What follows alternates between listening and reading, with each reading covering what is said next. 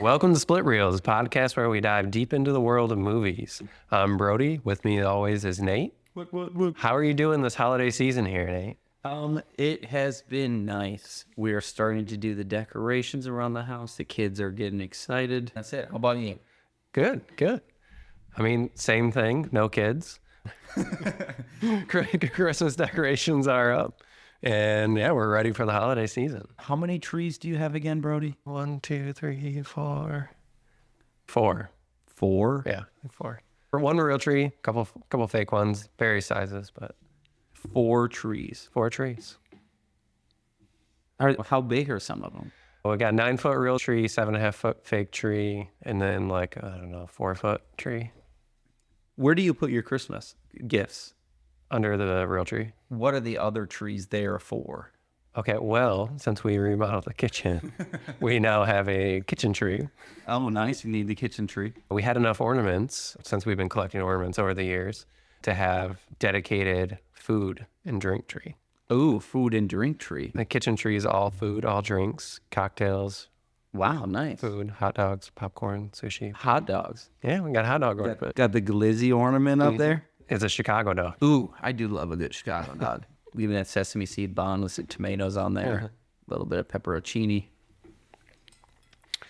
All right. Today, we are diving into what some consider a modern Christmas classic. Some. 2003's Elf. Let's set the stage a little bit here. It's about 2003 when it comes out. Lord of the Rings is about to conclude with The Return of the King. Finding Nemo, which I've always loved. That is a real classic. So is Lord of the Rings. I didn't get into that until college. But we have Finding Nemo, and Will Ferrell just left Saturday Night Live after 7 years to pursue his film career. Yeah.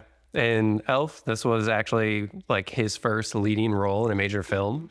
Before this, I mean, all he's been really known as supporting roles outside of SNL, Zoolander, Old School. Yep. So here he gets his chance to shine. Yep. In the early 2000s were an interesting time for comedy. We were getting a lot of those quotable movies when we were in middle school, high school. Those wild comedies, Anchorman, Dodgeball, Napoleon Dynamite was about to come out. As for Christmas movies, this was like Santa Claus 2 had just come out the year before. Bad Santa and Love Actually were coming out the same year, same season as Elf. So yeah, it was kind of interesting time for comedy and for Christmas movies at the time. Yeah, and what's the big one there, The Holiday? I think that came out a couple years later. Yeah, The Holiday. And then in 2000, what's it called came out? How the Grinch Stole Christmas. Oh, Jim Carrey's The Grinch. It's just amazing. So you consider that a Christmas classic? Oh, for sure. But not Elf. I've already referenced it before in the podcast. That is one of the best acting performances in general. Doesn't even have to be a Christmas movie. So Daniel Day level of commitment? I'm not going to lie. With that movie, Jim Carrey definitely did that. Yeah, he didn't go all in. Speaking of this release, the movie did have an interesting journey to the screen. The script was actually written a whole decade prior, in 1993, with Chris Farley or Jim Carrey in mind for the lead role. It kind of brings it right back into it. Yeah. What do you think if Jim Carrey were to actually do this role? I don't think I could see Jim Carrey playing. I mean, he would have brought a different light to it, but it wouldn't have been the classic Will Ferrell kind of ditzy dumb. It's hard for me to take Jim Carrey Grinch out of my head when it comes to Christmas movies. It would have been a different portrayal. I don't know if it would have done as well as it has. Yeah, I think this film's strongest points, but also one of the biggest criticisms I hear from people, the fact that this movie is mainly just watching Will Ferrell act like a child. Exactly going through the whole movie and like a grown man with a child brain. Mm-hmm. So I know a lot of people don't like that. It's a fun character. I can't think of anything in modern cinema history where you see a kid playing. I mean, maybe Big, 13 going on 30, that kind of like a child in an adult's body, but nothing portrayed this way. I don't know. It was all right. I mean, the film opened up number 2 at the box office in the United States with $31.1 million. That was U.S. gross. It finished behind The Matrix Revolution also in its first week. And then overall in North America, it took home $178 million. and then another $50 million elsewhere for a worldwide total of $229 million against a budget of $33 million. Pretty good. Yeah, really good. And it's Jon Favreau who directed it. I love Jon Favreau. Yeah, and this is one of his early directing movies to try to like make it to the big screen. Now everybody knows him, Mandalorian, Yeah. Iron Man. He was really starting to get there. He'd done a couple movies. He played bit parts. He was in Rudy. That was like 93, I think. He did Swingers. Swingers. And that was a cult classic still. It was still up at Swingers.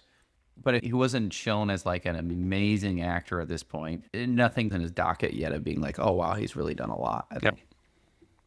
Yeah. So let's dive into the holiday tale. We open up at the North Pole and immediately get to see Favreau's commitment to practical effects. Yep. You have that Rankin Bass influence. If nobody knows what that is, the old school, I don't know, was it early 90s? Or is that older than that? Way, the old claymation look, that was way older than that. I remember watching it in the 90s as a child. Yeah. That was like, if I remember right, 70s. You can go to David and Goliath, the claymation, and Gumby. Yeah, a bunch of them that were like that. But it's got that really cool classic kind of like, what was the snowman with the beard? Oh, that's also in Elf? Yeah. Sam the Snowman. Yeah, he serves as the narrator through a couple of the specials. Yeah, and if I remember right, I'd watched that How It's Made documentary. Kind of showed how Jon Favreau went to Rankin Bass and tried to get the rights to do this kind of thing, be able to have this kind of claymation thing to begin with. It was a bit of a battle, if I remember right, to get this sort of style and influence into the movie, the people that own the rights to that, because they didn't want to give them the rights to begin with, because they read the script and they said, this is dumb, I don't want to do this. Yeah, and that also goes back to a lot of the beginning scenes with this movie. They actually had to film twice with two different outfits and costumes. Yes. Because they didn't know if they were going to get the rights cleared from Rankin and Bass. He was wearing the green suit, but also blue suit to try to make it look nothing like the Rankin Bass effect. And luckily, they were able to get that cleared. I've always liked that kind of style of movie, that claymation, old 70s, maybe late 60s. It harkens me back to my childhood, which is fun. My dad made me watch David and Goliath. It's an old Church of the Latter-day Saints show. We're not Mormon, but it's a hilarious show. And there's like this two claymations. The dog is Goliath. This kid is David. And there's always, the dog has this voice that's like, Davey, well, you're not very nice. It's just like super funny. So every time I see that, I think of David and Goliath. So you like the look of it? The beginning, because it's more like an homage to things in the past. It's saying like, hey, look at all these good Christmas movies. Mm-hmm.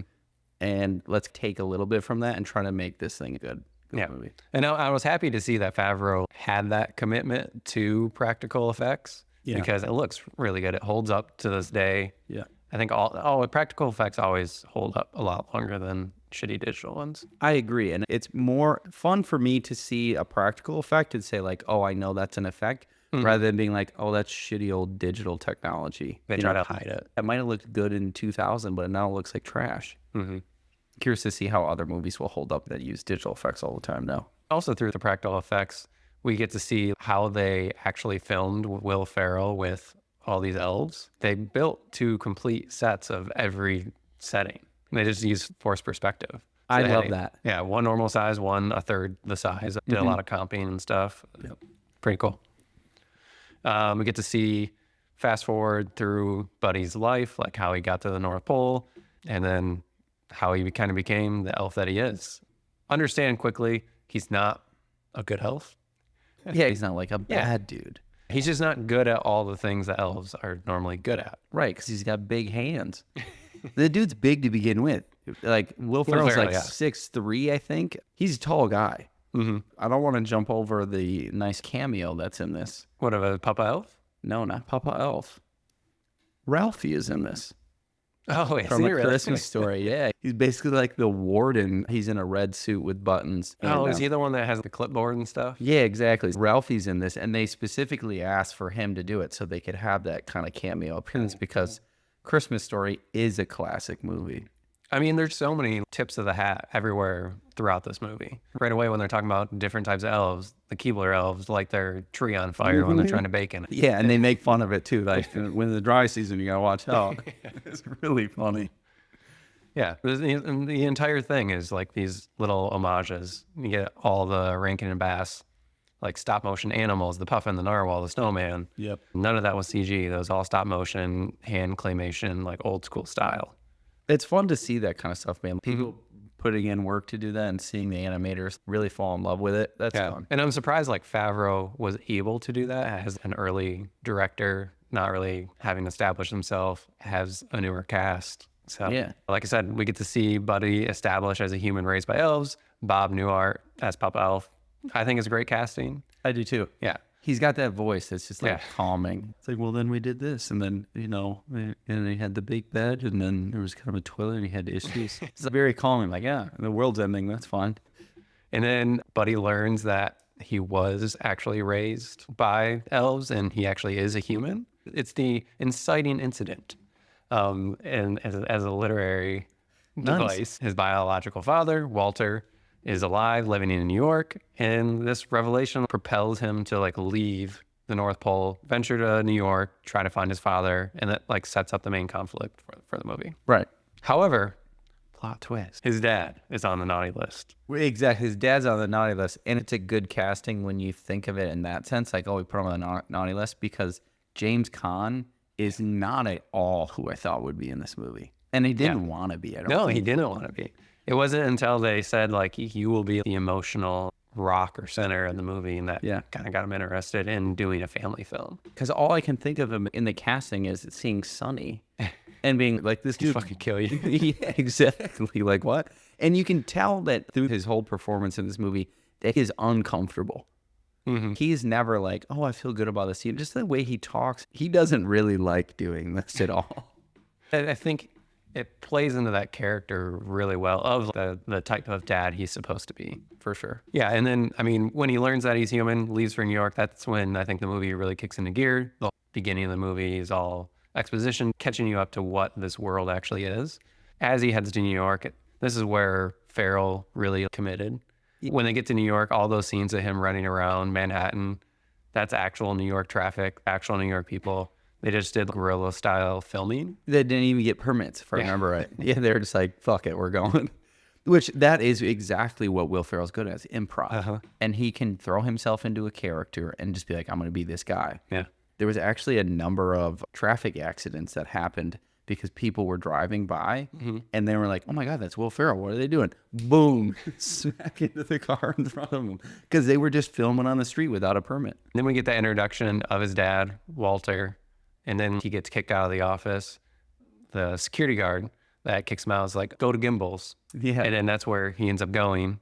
Gimbel's is a classic New York City department store. It was a rival to Macy's. At that time, in 2003, didn't exist. Gimbel's shut down long before that. Oh, really? I didn't know that. Yeah. The store, it closed in 1986. Whoa. And then the building was converted into the Manhattan Mall. So just them bringing that back for this as a brand is like another homage, another nod that they continue to do.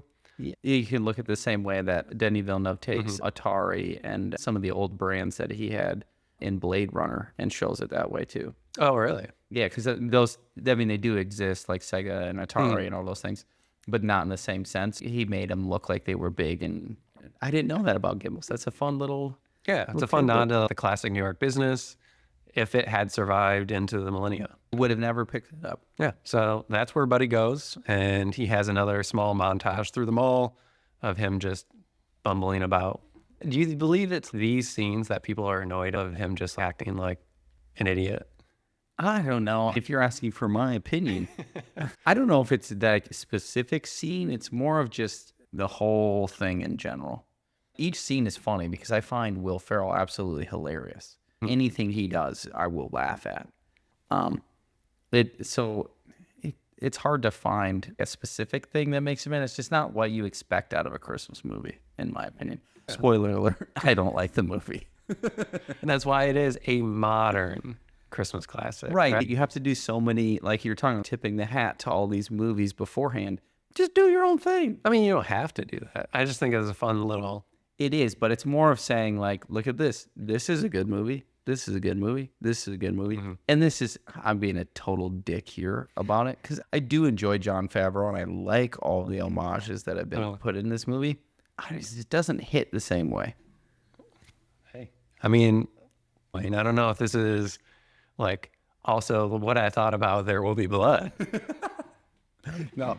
Great movie, great performance, great everything, but it doesn't add up. It's like that scene in Friends when they're trying to teach him how to speak French. He's like, ja, ma, pal. And he's like, ship. Every time I think of that. And then, I mean, at Gimbals, we get introduced to Jovi, Zooey Deschanel.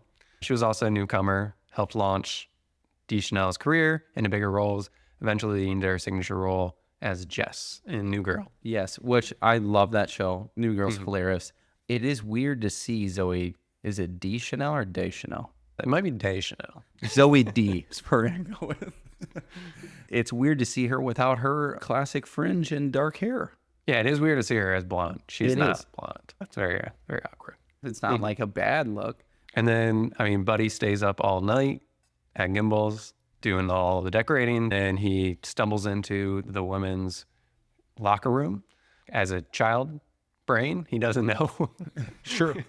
Doesn't know. No way that could happen in a movie today and not have it be PG-13. Instantly lost the PG rating. We learn Zoe Deschanel can actually sing, which makes sense. She eventually starts a band called She and Him with Matt Ward. And we learn what Buddy did all night, staying up, decorating Gimbals, spreading that Christmas cheer. He did a good job, man. Yeah. All those paper decorations as well were handmade. No way. By the art department. They spent weeks creating them and all those chains and the snowflakes. And they actually had to film that sequence twice because something happened to the original footage. So they had to rebuild all of the decoration. No way. You know, the intern was like, oh, fuck, I have to cut all of those things again. Oh, man. Yeah, it was a nightmare. And then one other thing about this scene. The actor who played Santa, Artie Lang, he's primarily known as a comedian and radio personality from the Howard Stern show. Oh, really? Yeah, he was one of the co-hosts. And then he was cast an elf. And this scene became somewhat controversial because Lang at the time was dealing with drug problems during filming. And there were concerns about having him in a family film. And director Jon Favreau has spoken about working through these challenges. So, like, is there that risk of hiring risky comedians just in your films in general anymore? And I think not necessarily that specifically, but we don't have those crazy comedies anymore. We don't have Anchorman. We don't have Old School. We don't have Superbad. Yeah, we don't get any of those anymore. No, they're like pushing the envelope of what is okay to put in a movie.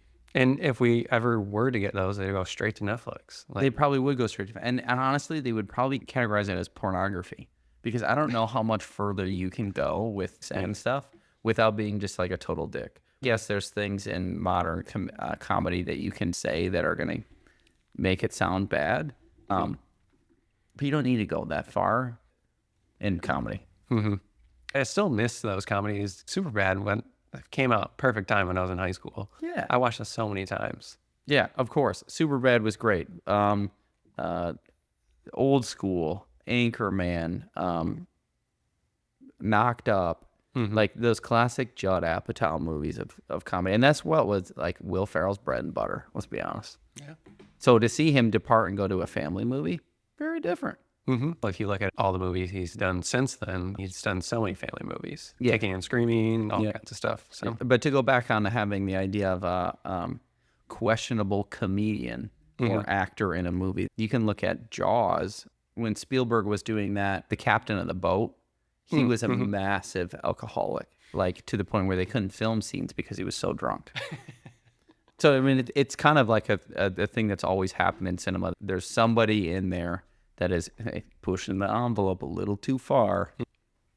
So it's kind of nice to have that, though, in a family movie. Yeah. Looking at it through all the Harry Potter movies, Daniel Radcliffe became an alcoholic in like the fourth or fifth movie all the way through the end. No way. Yeah. He has interviews of him saying, I don't remember filming this entire chunk of the movie. No way. Yeah. I didn't know that. Yeah. So there's whole Reddit forums of people trying to figure out all the scenes where he's plastered in. That's my new drinking game. And you have watched every Harry Potter movie and see when he's drunk. We have to debate with the crowd of people in my room. Be like, all right, he's drunk here, right? You just got to look at his eyes.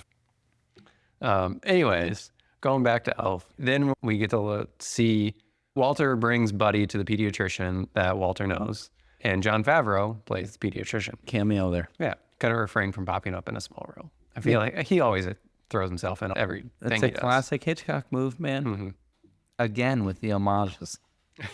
Yeah. And Walter is convinced that something's wrong with Buddy. Obviously, nothing is. He was just raised by elves. And then when they bring him home and have dinner with him, and Walter's wife is instantly ready to accept him into the family. Yeah, because she plays that character. That's who she is as a person. I know, but like how weird, just think about it logistically. Like how weird it would be to bring a childlike adult Yeah. you just met home into your family, and your wife is just like, oh yeah, he can stay as long as he likes. It's very true. And honestly, I'm just making this connection now. Will Ferrell has played a childlike character in an adult body. Step Brothers, and who plays his mom? But the woman in this. I was like, my brain was like, click, click, click, click. Made that connection. But I think that's just who she is as a person. Maybe she's been typecast. I don't know. Yeah, there was a TV show I watched her in the last couple of years, and she plays the exact same character. She's not a bad actress, but that's what she does. That's her bread and butter. This goes right into the classic scene the next day of Will Ferrell staying home, eating all the food, pretty much putting spaghetti down, Pop-Tarts, marshmallows. Spaghetti with red sauce. And then he puts the syrup on top with the little marshmallows. I read something about this movie that said they had to do that scene twice because the first time he did it, he vomited so hard. Yeah, and I mean, that's the commitment to the practical effects. He ate all that stuff. Oh, man. He ate all that stuff. And even the scene, like the dinner the night before, the Coke that he chugs, I mean, that as actual liquid, it's not actual Coke, but it's just like water with brown food coloring. They actually like did that so he could like chug that, because they had to do it multiple times. So they just chugged a bunch of water, like 2 liters of water. Yeah, with like food coloring in it or something. Gross. I mean, food coloring doesn't taste like anything. Yeah, and then coming from the breakfast scene, this is when Buddy ends up going to the Empire State Building to see his dad. Throughout this entire scene of him coming into the Empire State Building, it was largely improvised, and Farrell just kept riffing about all the buttons in the elevator and doing different patterns and stuff. And then when he eventually gets up there, that's when we see Walter. I feel like every kid that I grew up with, that was like 7 to 8 in 2003 when this came out, did that same exact thing after watching this movie. Every time they got an elevator. Yeah, how pissed would you be? Oh my God. As an adult now, I'd be like, what the hell?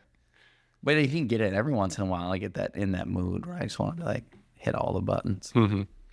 Yeah, Walter's just going about his busy head of publisher life. We get to learn that he works for a children's book company who have unrealistic, hard New York businessman type work ethic.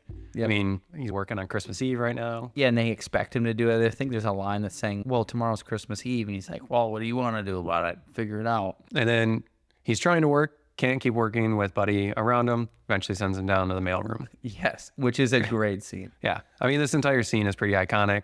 Apparently, they just let Will Ferrell loose and told him just like dance around, do whatever you want. Yeah.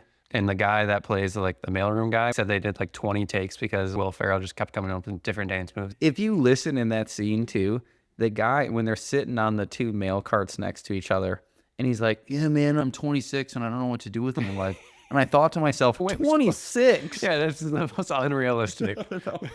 That dude looks like he's 45. He's so old. I know. I mean, I am curious how like old he actually was during that. If they said he was 26, I think the furthest they could have gone was 35. There's no, he doesn't even look 35. I know. But there's this like uncanny valley of like looking into the past now, because this movie was made in 2003. Yeah. So you got to be like, well, I'm almost 35. Shit, dude, I know. None of us look older than 18 in our own heads. It's where we just stop aging.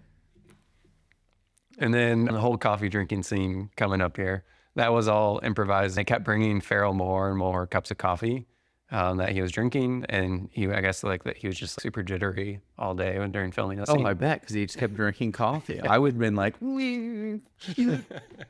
I had that one little coffee bean in that drink, and I'm kind of like, Oh, you can feel it? I'm ready to go. Then that's when we get introduced to Miles Finch upstairs. Peter And Dinklage, what a legend. so good. And in all of his roles, Yeah. he's always been good. Yeah, he's good in everything he does. This scene wasn't originally written for him, but when they hired him, they had to rewrite it after casting him to make it work a lot better. I think he's one of the more iconic characters of the whole movie. I think his character is hilarious. I'm curious, if it wasn't written for him originally, was it written for a little person or no? No, I don't think so. But I think that's probably why they had to rewrite it to make it work Yeah. a lot better for him. Okay. Yeah. And then they had to keep doing multiple takes when it was Farrell and Dinklage together in the conference room because apparently they kept breaking character, especially around the "he's an angry elf" line. So I had to keep filming it a bunch of times. Can you imagine saying that to someone like who is a little person right to their face? And legit. like, oh man, this hurts my morals a lot. Yeah, to actually say that out loud. I'm sure Peter Dinklage did okay with it, but it still hurts. I mean, it's even like when you watch any TV show or movie where they make fun of a fat person, like, you know, it's like a joke, but you know that guy or girl goes home and like, oh man. Man, cut. I know it does a little bit. Like, people are writing jokes about me because I'm definitely a little overweight. That sucks. Due to Buddy's intrusion, Walter now has to work late Christmas Eve night. Yep. And kind of a shitty thing for him to also make his employees also expect that as well. Right. And that's a classic manager mentality. If I've got to go through the shit, you do too. He's not ready to let go of his life that he has established already. There's this classic scene where Will Ferrell's walking back with his half-brother. Michael? Yep. Michael. He makes all of those snowballs. I forgot about that. That's hilarious. They did that great practical effect of cutting the camera away to make it sound like he was making a bunch of snowballs. And then he just whips them at people. Yeah. That's fun. And that's like good childish humor. Yeah. I mean, they do that Texas switch a handful of times. Like when he originally sets up the Christmas tree and runs and jumps on the Christmas tree. That's another where they pan away. He goes off camera. A stunt double comes in. Really? They do a few of those Texas switches. I'm surprised that Will Ferrell wouldn't have done the jump on the Christmas tree. I feel like that's up his. Yeah, like something he would do. Yeah. And then speaking of Michael, right after this scene, going back to when they're in the office with Miles Finch, Michael comes in and helps Walter understand that work isn't everything. They're sitting there staying up late, working on this book. And Michael helps Walter understand work isn't everything. Family's more important. Walter is starting to move to the nice list, you could say. He is a little bit. Yeah, I mean, because his boss that flew in just to hear the pitch says, if you leave, you quit. So he quits his job, and him and Michael start looking for Buddy that is lost, wandering throughout. Because he had just gotten into the fight with him because Will Ferrell came in and called him the angry little elf. And he yells at him, kicks him out. Yeah, and he does more than yell at him. He really cuts to his core. He says, "You're an idiot. You're delusional. Get out of here. You're Leave not me my alone." son. Yeah, you're not my son. And that was like a heart-wrenching scene if you think about it in that sense. Like if my dad or maybe your dad said something like that, and I'm like, "Oh shit, I'm not your son." That wouldn't feel good. It's a heart-wrenching scene. It was good writing. Yeah, and I think that plays into the real plot of the movie.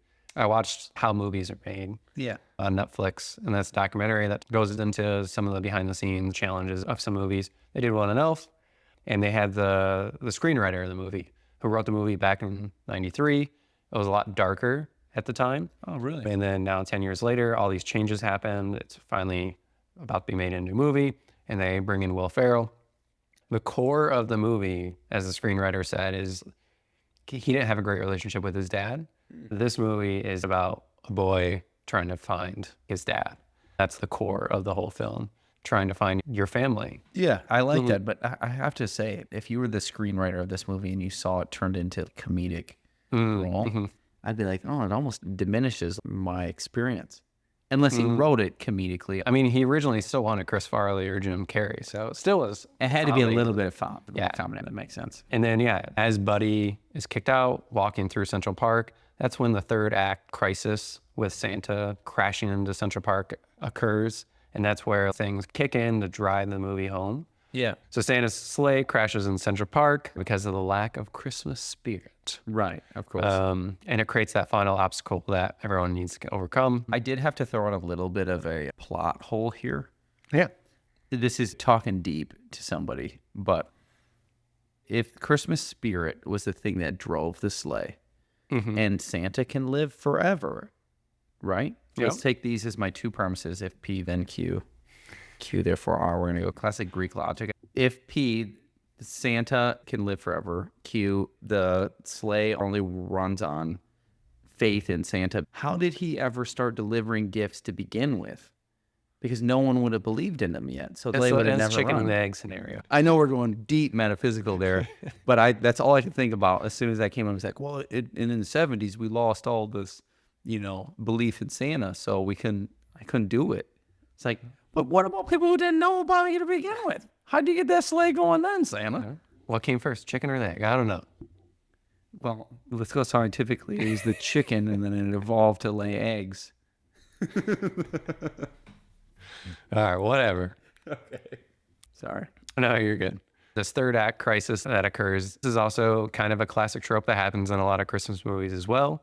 On Miracle 34th Street, you have the court case crisis towards the end, and Santa Claus, Scott Kelvin, almost gives up being Santa. And then Polar Express when the train gets stuck on the ice. So, this is something that happens a lot just so it can help drive home that meaning of the movie that they're trying to get to. Again, with the homages. Yep. I do like, this is where we are introduced to the Central Park Rangers. Yes. I do like that they villainize them and do a really good job of It is a weird tone shift that happens. Well, you can hear that overlay of audio where they're talking about it on the news, known for going the extra mile on arresting people. And then they show that scene with them in the distance and they're hauling the horses. It reminds me of in Lord of the Rings, those knights dressed in all black that can seek out the ring. Oh my gosh, why can't I think of the name right now? It's the ring wraiths. Yeah. That's what it reminds me of because they never show their face. They're always cloaked out. Yeah. And then they're on their horses just like that cuts to like a low camera looking up at them running across. And if you notice, there's 4 horsemen there. The 4 horsemen of the apocalypse. You could make a connection with it. Bring it into the Let me talk Christmas to you about world. the apocalypse. But yeah, the Rangers literally are like a paramilitary force. Like that's how it's portrayed. True. And I don't know anything about their real statistics. Is that really a thing in Central Park? Is there like park rangers and they count dicks? Yeah, I mean, they base the look of these Rangers on old photos of Central Park mounted police from the early 1900s. Oh, wow. Okay. So like they did at one time. I don't know if they do anymore. But they actually had to get special permits to film in certain areas of the park at night. It's not really a thing that they allow much. Yeah, when I keep it a park, I appreciate that. There's a lot that happens for the scene. We get Zoe D. She's eating her noodles because she's upset with Will Ferrell's character. She doesn't really want to talk to him, and then she sees that he might be out there. They do that fun scene where they say, there's an elf in Central Park, and he's doing the classic Bigfoot walk, and then he turns towards the camera, which is a great cut scene. And the guy that they interview on there is so funny. He's a stand-up comedian too. I can't remember his name. He's totally into the anchor and she's like, you got great eyes. I love that part. It's so awkward. Yeah, it is. But you can, and if you were that guy sitting there, you're like, wow, this girl's interviewing me. You're pretty nice. She's just brushing them off like it's not a big deal. But then you get the whole exposition of explaining Santa's sleigh can only run on the faith in Santa. You can't just show people because that's not really what faith is. You get the rocket engine trying to put that back on there. And then you get Michael who comes back and the dad, Walter, who is saying, okay, I believe you. Now let's go find Will Ferrell, Buddy the elf. He explains what's going on. They show him Santa. And then Michael dips off and goes in front of the camera and says... Yeah, they kind of all split up to try to do a task to help out Santa, essentially. Yeah, and you see Michael talking about Christmas spirit. And he's like starts reading from the nice list and what they wanted, and people in the camera are like, oh my God, that is what I wanted. Which is kind of fun. It's cool to see it's almost like breaking the fourth wall in a way. You bring people who aren't in the central story into the story to make it feel real, to make these connections you're bringing people from outside the exposition into talking about it. Yeah, and I also think kids watching this probably feel like that actually was like this is almost like a documentary. Yeah, like, oh my God. Yeah, this is Santa in Central Park. They're just reading off the nice list. My name's on there. And then Jovi comes back in to help and leads the singing for everyone to come together with a classic. Santa Claus is coming to town. Yep. And she's a great singer, which she's done in every one of her roles since that. It's like she's kind of incorporated her singing. Yeah. And that whole crowd singing scene at the end was filmed at like 2 a.m. in the middle of winter. No way. They had hundreds of extras out there singing Santa Claus is coming to town. Can you imagine walking home from work and New York and being like, what the fuck is going on? Santa Claus is coming to town. It's Jon. This is one question I wanted to ask you, actually, about the Central Park Rangers. Do you think that this movie is like an anti-cop movie? The way that they're portrayed. I mean, none of the cops are portrayed in a positive light. No, definitely not. I wouldn't say it's an anti. That's not the message I got from it. But you can see how it's portrayed in a negative light. They characterize it in such a way that these aren't the regular cops. They didn't say like New York Police Department. They didn't say like the Metropolitan Police Department. They said the Central Park Rangers. Yeah. So they segmented it off. So we're kind of making a fictitious character here to make it seem evil. Yeah, and I think that's one way they got around a lot of things, like the whole gimbal stuff. Like, that's a defunct company, so they can just do whatever they wanted. Same with these guys. They're not really cops, so we can do whatever we want. Anyways, they get everybody singing Santa Claus is coming to town, and the Christmas spirit meter is slowly rising, and Santa is actually able to have enough spirit to take off and keep delivering presents throughout the rest of the night. The first time since the 70s. Yeah. According to the movie, that's when the spirit plummeted. That's when cocaine was introduced to the United States. I'm just kidding. It was way before that. The movie had originally just ended as soon as the sleigh took off, according to that Netflix documentary. That's just like where it ended with test audiences, and everybody's just like, that's it? Yeah. And it just like felt incomplete. So in order to have that complete story arc of having Buddy have resolution, they filmed that add-on scene. He becomes a children's book author, marries Jovi, has a life in New York, and visits the North Pole from time to time to see Papa Elf. I thought it was a good ending. If it would have ended when the sleigh took off, I would have thought it was even worse of a movie. So then let's talk about the incredible legacy this movie has created. It really has. 20 years later, it's become, in my opinion, a legitimate Christmas classic. It's even spawned a successful Broadway musical.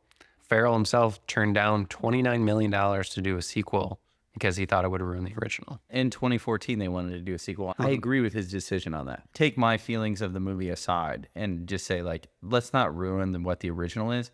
I'm a big fan of letting the original content speak for itself and let the audience decide what happens. I like having that little bit of, this is a segment of someone's life, this is what we get to see, and let the audience decide what happens after that. In modern day, we don't get a lot of single one-off movies. If it's successful, it gets a sequel. Oh, If 100%. not, people forget about it. Yeah, and look at Moana 2. I just watched this little video about Moana 2 coming out. It was originally going to be a TV show, and the writing was so bad that they were like, maybe we'll just turn it into a movie. So they cut it down and turn it into a movie, and it's not even done by Disney Pixar in the US. It's done by the Canadian company. Oh, interesting. Because Moana was a huge hit, and it made a huge splash, and I keep seeing Moana 2 is coming out. However, I don't see any marketing. Yep. And that's kind of making me nervous. It came out quick because they decided to switch it from a TV show to a movie. Oh, that is interesting. And So is it going to be bad? I don't know if it's going to be as good as the original, but that's all you can say about almost any sequel.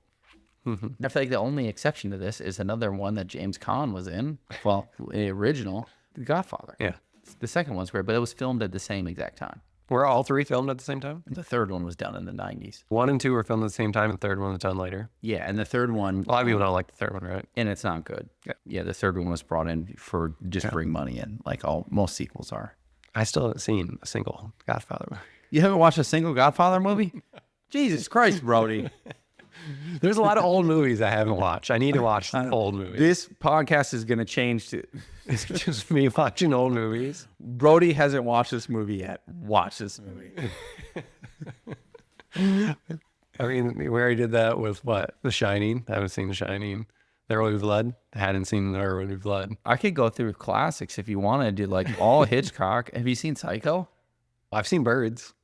That Birds is weird, but that's kind of like his Sgt. Peppers. If you're familiar with the Beatles. The Beatles, it's like I'm gonna do my weird shit for a little bit. Yeah, I've seen The Birds. Birds is good. Rear Window is fantastic. Have you ever watched that? Have you seen Disturbia? The one with Shia LaBeouf? Yeah. Yeah. It's basically that. Oh, okay. But I'm glad that Will Ferrell didn't do a sequel to this. I think it does stand alone as a good Christmas movie, and it deserves to be a classic, in my opinion. I just don't find it that good.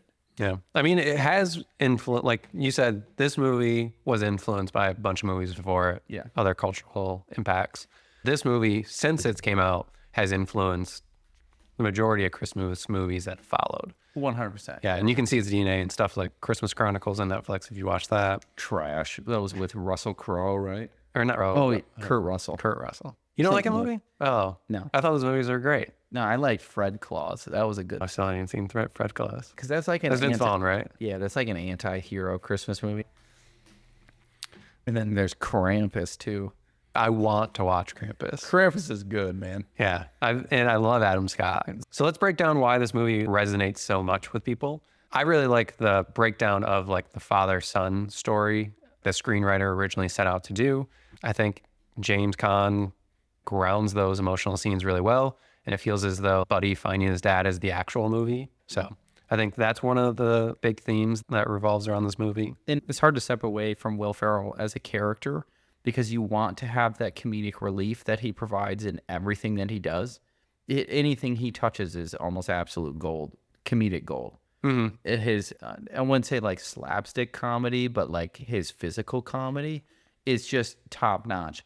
And it does overshadow James Caan in this way, which is fine. Yeah, because he's playing such a different type of person. It almost makes the dichotomy between the two characters unbelievable, in my opinion. Like they could exist in the same world type thing? Not that they could exist in the same world, but that James Caan could overcome his traditional beliefs into believing that Buddy is his son and everything is okay. And like giving up, I'm executive at a publishing firm for children's books.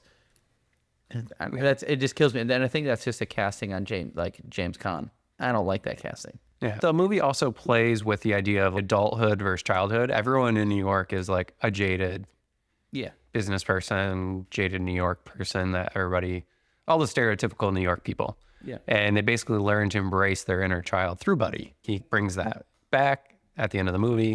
It makes everybody joyous and whatnot. So I see that as the more overarching theme of the movie. Embrace your inner child kind of thing. Not necessarily the connection with your father or whatnot. Mm-hmm. That's just my opinion on it. Yeah, I mean, you can also look at it from a different perspective. It might be a little deeper than the movie's trying to portray, but it manages to be cynical about the commercialism of society, about all like the children's books and having to work really hard. But then it says you don't actually need to do that. It's more about the Christmas spirit. So. Yeah, and you can see that with Buddy making all of the Christmas ornaments in gimbals. Mm-hmm. He doesn't buy any of them. He doesn't just go take them from a store. He goes and spends the time to make them. Yeah. He helps people like rediscover their passion. So even the manager of the store, he helps people rediscover that. So. Yeah, and I think that's why I see that as the interarching theme of the movie. It's like embrace your inner child, and I think that's what this movie is trying to get you to do too, like in a meta sort of way. Is, hey, let's go back to what it was like when we were kids and felt that Christmas spirit when mom and dad looked at us and said, "Oh, Santa's coming, we gotta go to bed." Yeah, I mean, Christmas is a weird time nostalgically, I think, at least for me. Everything is reminiscent of great times of the past, like wanting that lingering connection to those like closest to you and all those memories that you have together and continue to make together around the holidays. We listen to old classic Christmas music from now until the end of the year. Yeah, exactly. Watch movies, do traditions that we used to do as children, it reminds us of like that innocence, that carefree times that we used to like look fond on. Yeah. So, yeah. And I can tell you that now as a parent, you look at that same way. I'm sure my parents did the same thing, saying, I loved my experience at childhood Christmas. And yeah, you spending want it to with pass that family. along. You want to do the same thing. You want to inspire that light. In fact, just above you, I have 2 little coins that sit there all year, and they're 2 coins from Santa. And the only way that you get those coins is if you've been a good kid all year. So we already have it planned out that the kids will get their coins here in the next couple weeks and say, oh, look, Santa came and you were on the good list. So now you redeem your coins. And every year at the end of when Christmas night, they put their coins on the fireplace. Say, look, I was on the good list. After you give them the coin, do you ever threaten to take it away?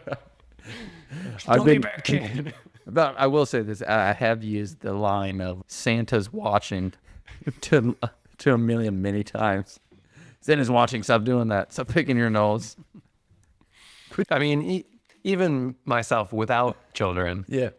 I decorate my house with my childhood ornaments, and that still is very nostalgic. And I would love to look back on that. Yeah, it makes you feel comforted and feel nice and easy. And there's something about, like, especially here in Michigan, like you see the snow coming down outside, and it's a fireplace, and you just sit and you just talk. Oh man, I love that feeling. It's the time of the year that you try to cram in like all that time with those that you want to be like closest with, that you normally don't get to spend time with throughout the year. Everybody has more flexible work schedules, I would say, for the most part. Yeah. For me specifically, you get time around the holidays so you can spend time with people here. And there's the like pomp and circumstance of everyone knows that the holiday season is the time to start doing these things. There's the New Year coming up. We have Christmas, we have Hanukkah, we have Kwanzaa, all these big holidays around this sort of time. And it's nice to have the family time and be able to do that. So we talked about the ideas, a little bit of the cultural impacts and the themes of the movie. We talked about the father and son relationship. We talked about the idea of embracing your inner child. Let's go a little bit into the cultural impact of the movie. Okay. And what it's done with this. To be honest with you, there hasn't been a Christmas movie after this that has reached the status that Elf has, in my opinion. Yeah, I would say so. I mean, a lot of them are dumped on streaming services. Yeah. So a lot of these movies don't get their time to shine. However, the quality of those movies is a lot poorer than what's being like put on screen here with all the practical effects, all the homages, things like that. We still haven't had a movie replicate this yet. It's a good formula. I think it does a good job of saying, like, because this was one of the first Christmas movies to really break the barrier of like, I'm going to make a new story about a Christmas theme. Instead of a remake or a sequel. I will say one of the newer movies, I think it came out in 2021, 8-Bit Christmas. If you watched, I actually really enjoyed that. I wouldn't say it's a Christmas classic at this point. That's one of Neil Patrick Harris? Yeah. Nice, yeah. And I'd say it had a great theme to it about the idea of commercialism and what is important during the Christmas holiday. And it is a connection with his father that he has. I really did enjoy that movie. Don't know if it's a Christmas classic yet. Maybe stand the test of time. Yeah, I'd be curious to talk to a Gen Z type person and see what they think Christmas classic movies are. Just understand like that different generation. Yeah, I agree with you. I think the one that's going to stand the test of time is A Christmas Story. And again, with the sequels, they tried to make a sequel of that movie and it was not good. Oh, really? They did? Yeah. They've done it a few times. The first one was a total flop. In 2012. That was horrible. A Christmas Story Christmas was released on November 17th, 2022. Yeah. On HBO Max. Yeah, exactly. It never went to theaters. And it was an okay story, but the thing that I hated most about that is that they made the mom an alcoholic. Like a raging alcoholic. That's not very Christmassy. And I was like, that lady was a saint in the first movie. You can't just switch her up and make her an alcoholic. But has there been any Christmas movies since Elf came out that you watch on a regular basis? No, and I will say Elf is in the docket of something that we as a family have to watch every year. So you're not a fan of it, but you watch it every year. Yeah. Okay. It's not something I enjoy. I do think the category of Christmas movies are their own genre, though. 100%. The same with Halloween movies or Valentine's Day movies. Like, it kind of fits this, like, I don't want to say cookie cutter because this one does kind of extend out from that, but it does fit the traditional themes of a Christmas movie, one that takes place during Christmas. Yeah, they had their own set of what is acceptable in terms of style, literary elements, plot points that they have to hit. It's almost always about family. I think Elf hits it on every element of being a modern Christmas classic. Yeah, and I can understand that point of view. I just don't like it. I'm sorry, I'm just not a fan. I'm definitely giving away the end of this, and I've been alluding to it the whole time. It just doesn't hit the same, and I'll give you my exact reason why now that we're in the last little bit here. Yeah, so what are your final thoughts on Elf? My final thoughts on Elf are I appreciate the homages that it does. It definitely pays the toll to be a Christmas classic. It says, look, this was a Christmas classic. We're going to take a little piece of that. This was a Christmas classic. We're going to take a little piece of that. And continues that on to the movie. I think the writing is great. I think the directing is great. The acting is really good, except for James Caan. Sorry. Just doesn't fit the role, in my opinion. It just doesn't hit the same way for me. And I think this is a personal opinion because at the time that this movie came out, 2003, my classics had already been established. So this was like an outsider to me. It's like, all right, I watch Christmas Story, I watch A Wonderful Life, I watch... How, at age 12 or 13, were your classics already set? Great question. But at that point of 12 or 13, you've lost the Christmas spirit a bit. Yeah. You know that Santa's gone. You know that mom and dad are buying you gifts. You know, things really aren't as copacetic as they say in the world.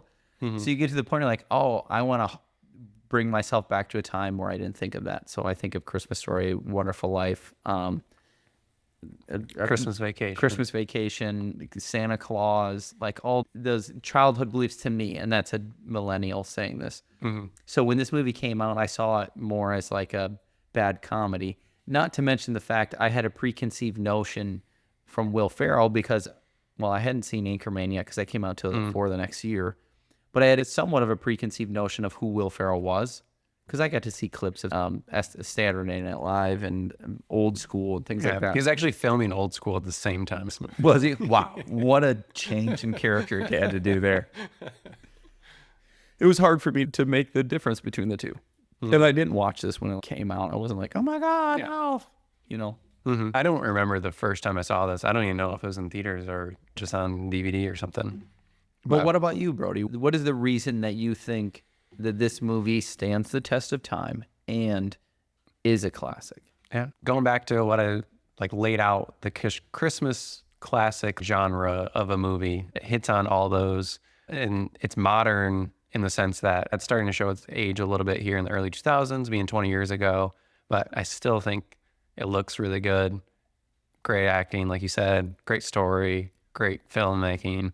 If I had kids that were at any age where they would understand it, I would watch this movie every year with them. Yeah, it's definitely kid friendly. It's I wouldn't be worried about throwing this on with my kids. Anybody of any age can watch this and get enjoyment out of it. When I was thinking about what type of rating I would give this, it's hard because I do have to separate myself a little bit, saying this is a Christmas movie. Right. On our scale, I would give this a 9 out of 10. Oh, what the fuck? I think it's one of the best Christmas movies, in my opinion. Like you said, you named a lot of good Christmas classics. They're all good. But this is just a feel-good Christmas movie, a good modern movie. And it's in the standard rotation to watch every year or every other year at the minimum. Yeah, I can understand that. It's in my docket as well. Giving it a 9 out of 10, though, I feel like... I'm saying for like a Christmas movie, this is a 9 out of 10. All right, let's say this. You're giving them 9... I gave it a higher rating than I gave the review. Yeah, again, no. This is why I'm trying to differentiate here, because they are not on the same level. You got to separate them a little bit. Right, so we can't use 9 out of 10. You got to be like, I give them, 4 sugar plums. I don't know what the hell it is. 4 cups of cocoa. I don't know. 4 cookies. You can't put it on the same scale. They're not even the same. Well, I mean, you just got to separate them a little bit. I don't rate horror movies the same as I rate dramatic movies. They're all in the setting that they're supposed to be in. That's how I rate them. In that setting. Within the genre that they're trying to play in, that's how I approach each. But you use the same scale for each differentiating. Yeah. That brings up the idea that you can cross-mingle those things then. So something's a 9 out of 10 on a child horror scale, like the 30-minute movie from Toy Story from Terror is like a 9 out of 10 for you, hypothetically. And then you look at something like a classic bit of cinema like Citizen Kane, and you're like, wow, that's a 9 out of 10 too. Those two are not the same. You need to differentiate. I differentiate by their genre. If you did a sequel lookup on that table, all those movies would come up the same. I don't know how to explain it. For a Christmas movie, it's a 9 out of 10. All right. I don't know how to react to that at all. I knew that was gonna. I knew you weren't gonna be a fan of that. I'm more upset about this now than when we recorded the There Will Be Blood episode. Because at least I thought it was on a sliding scale. Now, if you think it's all the same, I don't know how to react to this at all. What would you give it on your scale? I'm just going to tell you this right now. I've rated a lot of movies in my app, and I haven't rated. This movie specifically, I have not rated. Why? Because you don't want to give it lower than a 5? No. No, I wouldn't. Yeah. If I really thought about it now, watching it, this would be a 6. A 6? And you don't give me anything lower than a 5? Yeah. In my scale of things, 5 is basically what I'm saying is that this movie exists. That's all it does. It sucks. It exists. 6, you weren't a fan of it. 6 was like, okay, I can understand it. It's a movie. 7 is, this is pretty good. It's not something I would necessarily recommend. 8 is, it's really good. You need to watch this. 9 is, it's nearly perfect. 10 is, it is flawless. Nothing needs to be changed. But I have a problem with your scale. Okay. Why is the bottom 5? Because that's what IMDb allows me to do. And I don't want to get into half points and all that in my head. Just move on over to Letterboxd with me. I have too much data, IMDb. Export it, bring it over. I'll try if you can show me how to. Letterboxd is on a scale of 5. So that's why I give everything. You can do half points. I do it on half points because I think of it in a scale of 10. I think a 1 is this movie exists. Yes. In my mind. However, I did give Madam Web a half star. And my review of that movie was this movie exists. Yeah. I've not watched Madam Web yet. You've told me a little bit about how they used cutscenes from other movies. And oh, it's bad. And that's what's happening with the whole genre of comic book movies. But I digress. Please, God, don't ever recommend a comic book movie. You want to see some harsh opinions? Watch that episode. It's not bad. It's not good. It's a 6. It's just there. How would you rank this compared to your other Christmas classics? Let's say you have 3 movies to choose from here. You have The Santa Claus. I know you haven't watched this, The Wonderful Life. No, I haven't watched it. And A Christmas Story and Elf. Where would you rank them on classics? 1 through 3. I mean, but this is also subjective because I know what you're going to say. Bitch, this whole thing is subjective. You're going to say Christmas Story, Santa Claus, Elf. I know that's what you're going to say. But I think I would probably go, like, if I were to rank them on what I would rather watch, it would be Santa Claus, Elf, and then Christmas Story. Okay. Yeah, understood. That's totally fine with me. Yeah. If you would have said Elf is number 1, I would have fought you a little bit. I would say The Santa Claus is a 10 out of 10 Christmas movie for me. Agreed. We're That's going great. in that scale. 10 out of 10 Christmas. It's like epitome of a Christmas movie. Mm-hmm. It hits everything you not want. It's heartfelt, funny. It's great. I totally agree with that. And I love Christmas Story because that's what my family watched growing up. And it's on TBS, or I don't even know if TBS exists. Yeah, see, we never really watched that growing up. It was always on, like you said, it's on 24/7 on Christmas. And we always had it on in the background, but I never actually sat down and watched it. Classic. Christmas Vacation is what I watched a lot as a kid. It was my mom's favorite Christmas movie. Probably one of my mom's favorite movies. Yeah. There's something, it makes you feel good. And that's what the whole Christmas spirit is about. Yeah. You know, eating what grandma makes on Christmas with your Jell-O pies and all that shit. No one really likes it, but it makes you feel good. My family does this. I should say my family. My wife's family does this tradition where they always had a Santa come Like someone dressed up as Santa and they would talk to the kids and stuff. Are you going to be Santa? No, I'm not. I couldn't be Santa. We actually had my wife's family's old Santa come back. He's like, I don't know how old he is now, but he came back and did it. And he was like, I'm not going to do it. I'm not going to. But then he dressed up as Santa. And the kids' faces, when you could see them, they lit up. My daughter, Amelia, she saw him. She's like, oh my God, Santa's here. She like sat on his lap. Doesn't do that for anybody. Sat on his lap and was like, oh my God, I want this. And it brought tears in my eyes. And you just see that loving, emotional thing. You're making these core memories for these kids. And that is what a Christmas movie is about. Bringing you back to the feeling you had when you were a kid. Nothing else matters because Santa's coming in the morning. And that's going to be a blast. You get to watch everybody open their gifts. You get to get gifts. It's so much fun.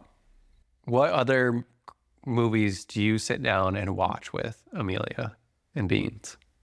I will say this. We are a cinema family. I make her watch a lot. She's already watched Interstellar once. But no. She's watched Interstellar. Yeah. It's an okay movie for her. She can't always hear all the swear words, so we're okay. I mean, she doesn't understand the exact plot of what's going on. No, I feel like I might be ruining it for her, but it's more of a thing for me that I want to share with her. In other movies that we watch as kids, it's hard to dip out of the animation realm. I think the most adult movie that I got her to watch was Space Jam. Oh, Space Jam. Okay. Yeah, and she loves it. Now she calls it the dancing movie because at the beginning of the movie, it's playing the song Space Jam. Me and Beans and her all get together and dance. So anytime they see the movie logo, they're like, the dancing movie, let's do it. You got to show them the old website. Yeah, I should. Does that still exist? I think you could always go to the Wayback Machine. Yeah, spacejam.com still exists. No way. Who's still paying for that? Warner Brothers. It's got to be. On a totally different side note, I love, because Warner Brothers is owned by HBO now, right? Discovery, whatever that was called. Discovery Media. It's HBO. I love what HBO has done with the multimedia shows they put out.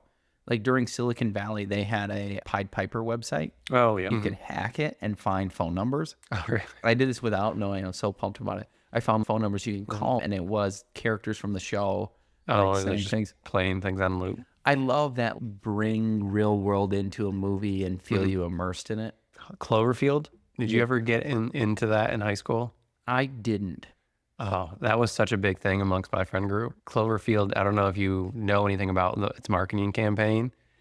It premiered a trailer. I can't remember before what movie, but the trailer, it's like a found footage film style, and then just cut, and it didn't show a title of the movie. It showed a date and then a website. It was like a weird website that had nothing to do with the title of the movie. And you went there, and then that's where you could like watch the trailer again. And it kept like dripping a little bit at a time as the days and the months went by. And it kept being more websites that would connect to each other. And then all the characters in the movie had MySpaces that had been active for like months. Oh, wow. All talking to each other. See, I love that kind of stuff. Bring me into the world. And then I'm like, as soon as I get into the movie, I'm like, oh, I'm fucking into this. And it went up, all their MySpaces went up to the date that the movie came out. Like they kept interacting until the movie came out, and then like that's when like some of the characters died and like everything. That's great. Yeah. That's great marketing. Continue to do that. Let's use social media for something like that. I mean, you could easily do that with like TikTok and stuff right now, and just like drip stuff out. I mean, you've seen that with like Smile. I was just about to say that. Yeah. Yeah, where they go to some sporting events and you had a bunch of extras just doing the creepy ass smile throughout the stands. And if you get like 2 or 3 people to go watch a movie because they saw that one person in the background, worth it. Yeah, I did with Smile because I was like, this movie's gonna be stupid, and then I kept seeing all the marketing, and I was like, I'll go see it. And I'll tell you this, on a total, I mean, we're talking about fucking Elf here, but this with Smile, that is one of the scariest movies I've watched. In my opinion, solely on the fact that it was a mind bender at the end. Oh, and also tying it back to Elf. Practical effects. Yeah. That entire ending was all done practically in camera. Wow. They had a large human stunt double person be the creepy monster, and then they had a dummy that was a little bit smaller of the main actress so that they could like rip apart her face and he could like go in. No way. Yeah, it was all done in camera. That's hype, man. Smile is, and in fact, I have not watched it since. I think I went with you to watch Smile. I don't know. Smile, it came out a long time. I said, well, now I kind of want to see Smile too, just to see it. But Yeah. I don't know. That movie, I'm not gonna lie, that movie scared the shit out of me. When I got home, I was like, am I in my own real life right now? Speaking of going back to our poignant thing here, Elf, have you seen someone made on YouTube if the Elf trailer was cut as a drama? No. Oh my God, you gotta watch this. It makes it look like he's a psycho and he's like killing this family. So I watched that and it made me think about how music and schoolwork can really change the feel of a movie. Yeah. I think this has an okay score. It's not like anything that's amazing. It's just the fact that it's a score that's recorded for a family Christmas film. Right. It has its own set of what's acceptable. It does. It brings it on and do a different set. So on the scale, It's a 9. it's not a 9. It's a 4.5 chocolate milkshakes. Out of how many milkshakes? 5. It's a 9. For you. I describe it for you. It's still a 2. It would still be 2 milkshakes? No, what would be 3 milkshakes? They're all rated on the same scale. That's despicable. Elf, I still think it's a good movie despite my rating. Watch it during the holiday season, but if you watch it any other time, you're a fucking lunatic. I have never watched a Christmas movie not around Christmas time. Same with like, I do watch horror films outside of Halloween time, but I primarily watch them around October. Yeah. I can enjoy them all year round, but Christmas movies, yeah. Its only time is Christmas. If you watch a Christmas movie any other time, even during Christmas in July, you're nut. We hope you enjoyed today's episode on Elf. If you have any thoughts or favorite quotes, we'd love to hear from you. Share your thoughts on Instagram or TikTok. Stay tuned for more episodes. Until next time, Merry Christmas. Keep watching and keep exploring the world of cinema. Choo-choo.